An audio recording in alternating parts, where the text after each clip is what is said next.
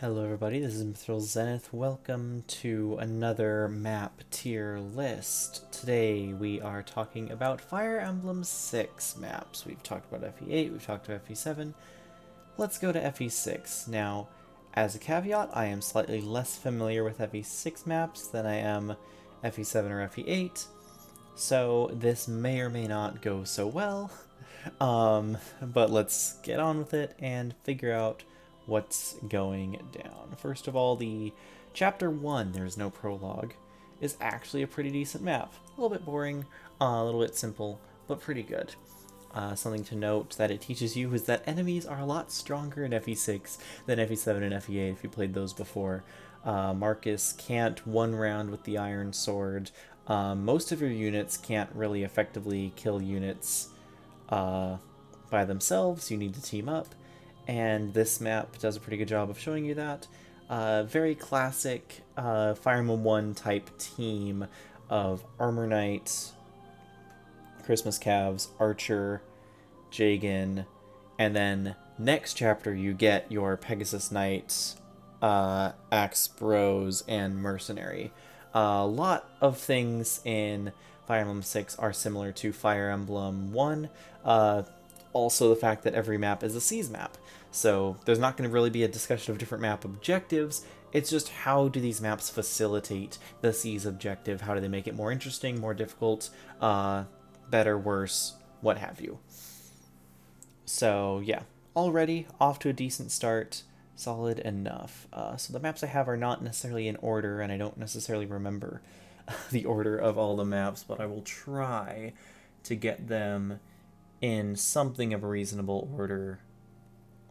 Where is Chapter 2, though? Because I know this is... I'm pretty sure this is Chapter 2. Yeah, that's Chapter 2. Do I think Chapter 2 is better or worse? I'm just going to start throwing them onto the tier list and then move them up or down relative to each other. So, Chapter 2, yeah, like you said, you get your Pegasus Knights.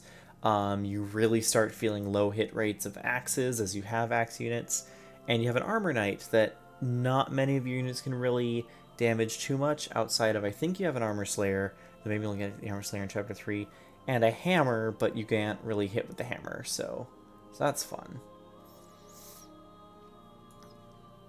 Chapter 3 is also tough. You get your first mage, you have to push into the castle.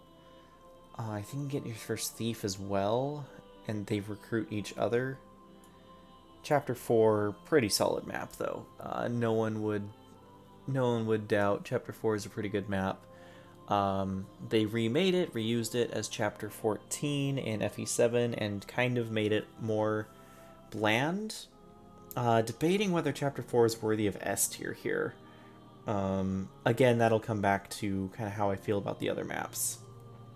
Don't really have any too super strong feelings about these maps right now. As a note, I had to go get a different map image for one of these chapters because it was not present, and I'm not seeing it here either. Yeah, the image broke, looks like. So chapter 19A will not be present on this tier list because even though I tried to import it, I guess the import failed. Yeah, chapter 5. Maybe I'm tiering all of these too highly. Maybe I need to just bring them down a bit. Because yeah, everything's gonna end up in B tier and B and C tier, isn't it? Because that's not chapter 5. That's in Sacae. Which one's chapter 5? Screw it. I'll tier these maps in whatever order I grab them in. Yeah, B tier maps, I think they're fine.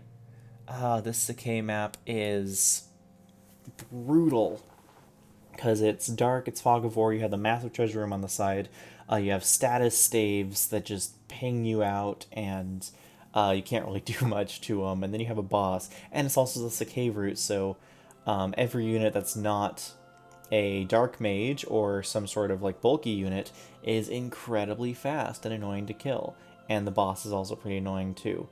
I'm going to put this map and this map on as well, the Sacae maps. They're fine maps to play, they're challenging maps to play, but they are open fields with incredibly lightning fast enemies that are way too dodgy for their own good. So I think by default the Sacae maps kind of suffer being interesting because of that. They're challenging and they're still fun to play. I still enjoy them, but I think that giving all the enemies like 20 plus speed is a little bit of an overkill adjustment. Okay, but let's bring it back down to towards the beginning of the game, shall we? Where are the early game maps? I think this is one of them. Yeah, we have the gate. Yeah, that's like C tier. It's fine. It's just a slog all the way through, all the way around, or you open the gate and then you just have to take on every enemy. Good map for training Rutger. Or do you not get Rutger into... Look, I forget exactly. Good map for training sword units on, but it's not super ideal. Actually, yeah, I don't think you have Rutger on this map. I think if you had Rutger, it'd be a lot better. But because you don't have Rutger, I think you get Rutger on the map afterwards. Yes, you only have Chad, Roy, and your Cavaliers for sword units. And those bandits are everywhere. First example of just the unit spam nature that FE6 can have. Arguably, if it's better or worse. It's arguable if it's better or worse than other maps. I think everyone remembers the Ostia map. I think it's a great map. I think it's fun. But also, so many reinforcements. They just come everywhere. At every angle at you. Yeah, I need to remember what these maps are a little bit more. Chapter 6 is this one. Okay, so it's... Yeah, Chapter 4. Chapter 5. I guess you do have Rutger then. Chapter 6. Chapter 8. And then Chapter 7 is... Oh, this one. Everyone remembers Chapter 7. I guess that's like B tier. Everyone remembers Chapter 7. Chapter 7 with the Wyverns, with Zealot and Trek. It is such... I don't know if I'd put it S tier. I think it really slows down once you hit the wall. But there's so much going on to it. It's actually a reused map from Thracia. Just instead of starting at the top and working your way down, you're starting at the bottom and working your way up. It's technically not fully reused, but it's very similar layout of the town with the gates, with the throne on the one side and like the other area on the right, and then all the villages on the right. It's not reused exactly, but it's a very similar map.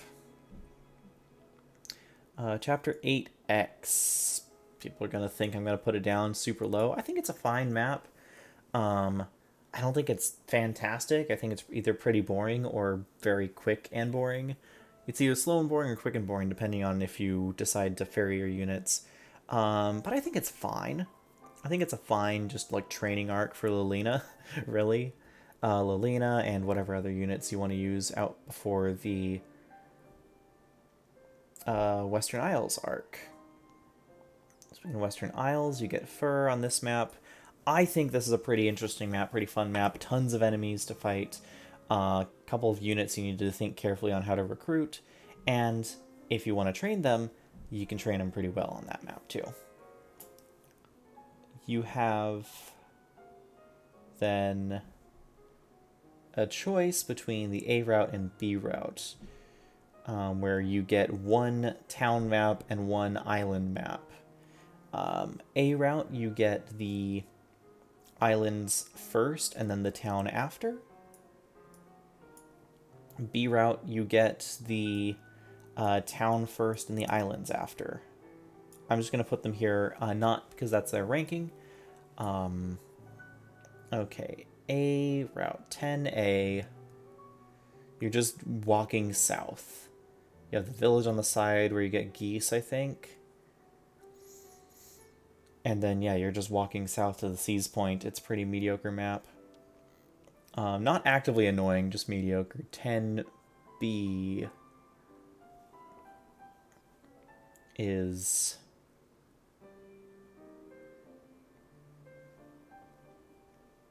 Okay, and yeah, I also do 11B first with my brain.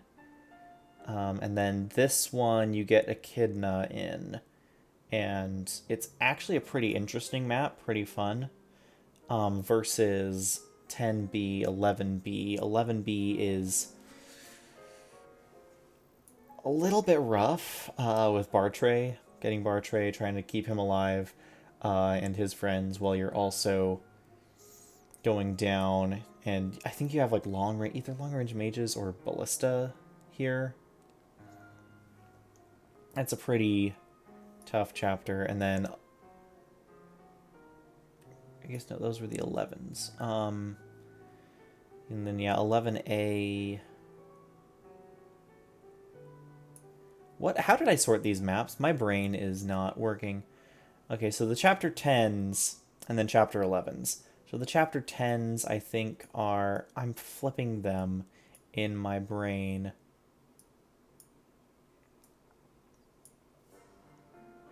Yeah, that's how I want to do it. Maybe all these maps are B tier. I don't know. Can you tell that I haven't played FE6 as much as 7 and 8, or at least I'm not as familiar with their maps? Chapter 12, this one, Introduction to Dragons. You have some fun meandering about, recruiting Ray, getting some treasure, killing the dragon, trying to do it quickly before you get locked out of 12X, which is really just pretty lousy map. Yeah, maybe that is D tier. Which means maybe that is E tier. Which means maybe that is F tier.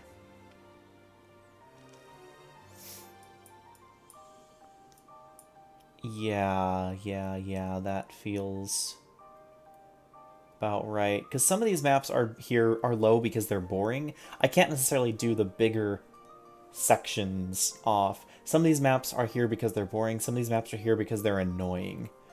And I think pretty much all the bonus chapters, at least the vast majority of the bonus chapters that I remember, are not pleasant maps. If you like difficult maps, the desert map is here for you. But if you want to have fun, I don't think the desert map is designed for you to have fun. This map is so dangerous. There are so many enemies, from the dragons roaming the desert, to the massive number of bandits in the desert, to the wyverns that can chase you down in the desert, to all the enemies around the oasis town, to the fact that you have to bring Sophia and Cecilia, who just get targeted by status staves, or Sophia, who can't hit anything, let alone get a kill. Cecilia getting targeted by status staves and not being able to move in the desert, really bad showing for her. Probably one of the better maps in the game, though, I think, is Melody's Joining Map, just because it's Melody's Joining Map, but also because the bridges provide some interesting... I don't know. What is it about, bridge maps and boat maps and weird maps with odd terrain features that I kind of like? I don't know. I don't really know. But I just like it. I just think it's a fun map to take at your own pace. A lot of enemies, but not in a bad way. You're starting to fight promoted enemies as parts of groups, but they're not everyone's promoted. And so you have some enemies that... And you're starting to get your promotions as well, I think, is the biggest thing. Because this map really... It feels like you're starting to open some doors. You have some strong promoted units who can really start taking on large number of enemies, and the map will oblige.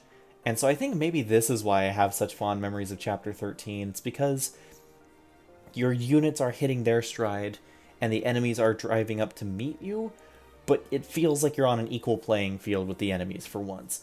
It feels like you're not You're not at that point where you're overpowering them, but they're no longer like overpowering and dominating you, and it's actual enemies, not just bandits. So the actual burn soldiers. So I think 13, even if I'm just talking about map feel at this point, maybe this is just a map feel tier list. Um, but yeah, 13's a fun map. 14's pretty rough, and don't get me started on Water Temple. No one's had any fun in a Water Temple map outside of using high move flyers and warp stabs to skip it. That's my thoughts on Water Temple. 15, I think, also is a pretty interesting map because you either have the slow and difficult progression around because the enemies can be pretty strong, or you can fly skip and then you have to figure out the fly or the warp skip on that. Maybe you have warp, maybe you don't. No, you do have warp. Pretty interesting map before we get into some of the doldrums. Chapter 16, I would like it more if it wasn't for the fact that you have to babysit is it Douglas in this game? Yeah, Douglas. That you have to babysit Douglas, put him to sleep, keep him occupied, whatever, but not kill him. That side objective puts a damper on what's otherwise a pretty fun and engaging map, where you finally give Narshan what for. You can recruit Hugh, and that's a fun recruitment. You have some long-range staves and tomes, but you can deal with them with longbows and whatnot. It's a pretty good castle map. It just gets slowed down so much, too much. No, it's slowed down, but just it made annoying by Douglas. And you have to keep Douglas alive because then you have to get to this firestorm of a map, which is not super pleasant. I don't think it's quite as bad as like the desert or the water temple, but I don't like it. Actually, maybe I can like bring these up. Yeah, that feels a little better. That feels a little better, mostly just because all these maps are terrible, but I can then more easily... Okay, 17, 17A, 17B, 17A... I've so rarely gone to Ilia. I think I only went to Ilia the very first time I was playing the game. Every other time I've used Su and Shin and went to Sacae, which is maybe why I have stronger thoughts on the Sacae maps, and the Ilia maps just disappear in my brain. But yeah, so Ilia map, I'm sure there's some fun stuff about it, but I don't feel qualified to rate it. The Sacae version of the map, going to Sacae, this one actually is pretty interesting because it's Fog of War. You have a lot of mages on the map, and a lot of just kind of strong enemies that you're having to slowly but surely work your way through. I mostly remember it from 0 bases because all my units were super fragile and the mages could just one-shot me with Luna and whatever else they had because not a lot of people had resistance. Still an interesting map, though. 18A. There's a ton of forests, and it snows a lot, and it's just kind of unpleasant. Same as 18B. There's a lot of nomads, and a ton of randomized reinforcements on all those little random TP fort things. Plus there's Draco Knights, and it's just kind of unpleasant. What is with the mid-game maps in this game and just being annoying and unpleasant? Chapter 19... Again, for some reason, Chapter 19A is the one that the image broke for me, and so it's not in this tier list. And the image broke because apparently it's also not in Serenus Forest's database, and so I couldn't get it sized correctly. But it's a little more interesting. I think 19A I'd put probably like C or B tier. I don't necessarily know if it's A tier. I'd have to replay it again to find out, to make my opinion. 20A is a pretty good map. Then 20B, I think, is a... maybe 20A. 20A is an annoying map because you have to do the whole Juno rescue with Zealot thing and so many status staves and long-range tomes, if I remember right. But it's not quite as annoying as 20B in terms of long-range tomes, because that one, at least 20A, you have a little bit more room to maneuver. 20B is a knife fight in a phone booth. Not a knife fight in a phone booth with 8 participants. That's Excelblum's way of describing Prologue 3, if I remember right, in FE12, which is not inaccurate. The Ilia Ice Temple map. Why? I don't recall this map, but I don't recall it being good. It's walls and shifting walls, and your path forward is, like, you can remember it, but if you don't know ahead of time, it feels just random and awful, kind of like the Water Temple. Maybe these maps are the same person, the same version of awful. 21, great map, fantastic. I think it's lovely. I think it's a way to make a map very hard, despite the fact that all your units by this point are either promoted or close to promotion and are just like, basically, you have endgame ready units. Let's give you wave after wave of Dragon Riders. I think it doesn't hit S tier because it can just get too much of a slog at times, but this is how to do a mass deployment, mass army map.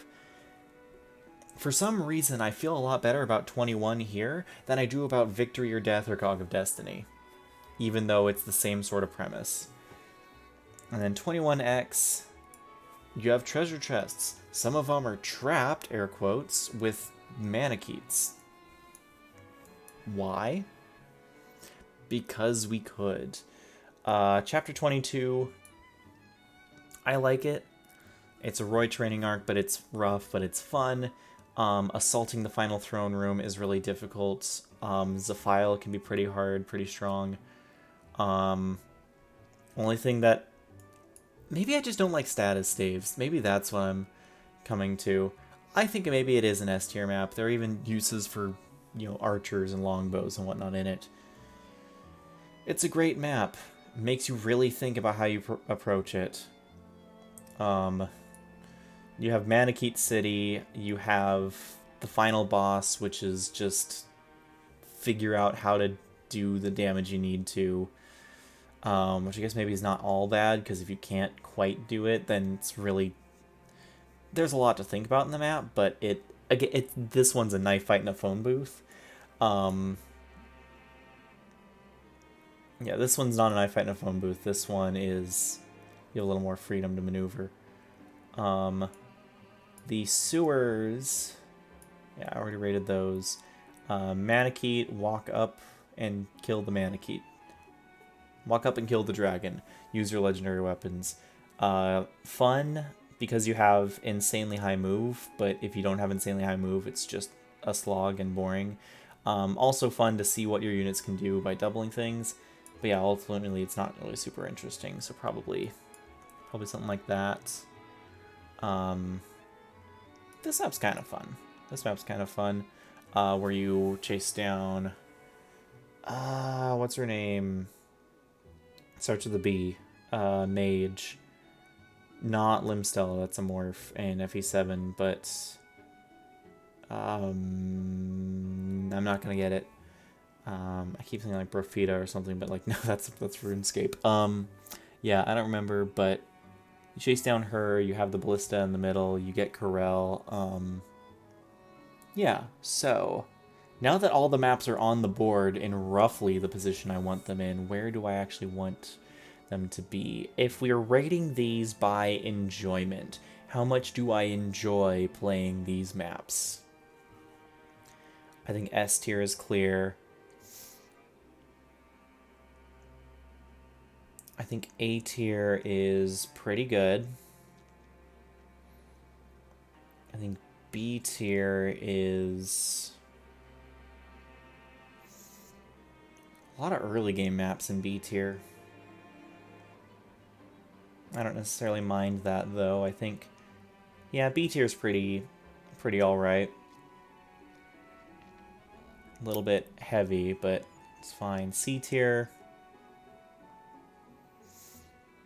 This one's only up here because the enemies aren't so high speed that they're like unkillable, and it's tense, but it's still enjoyable. Just C tier is kind of enjoyable maps. D tier, you're getting into the ones that are a little more annoying than fun, of like just get through them. E tier are the ones that I just kind of dread playing. Yeah, this one I, again, don't necessarily feel confident enough to rank. So someone else, what are your thoughts on 19A and 18 and 19 Ilia? Leave your comments down below. E rank here, I guess that's fine. And then F rank are just like why? Maps where I'm just like, I just have to ask, what were you thinking when you made these? I never have fun playing these maps. I just kind of, I guess maybe that's why this is E rank, because I at least can enjoy a little bit of basking in the overpoweredness of my units. F tier, I never have fun playing the F tier maps. Again, I just have to get through them, and they just bother me. Yeah, I kind of like the way that that's shaped up, actually, upon my remembrance. But if you've played FE6 and have stronger opinions on these maps, leave them in a comment down below.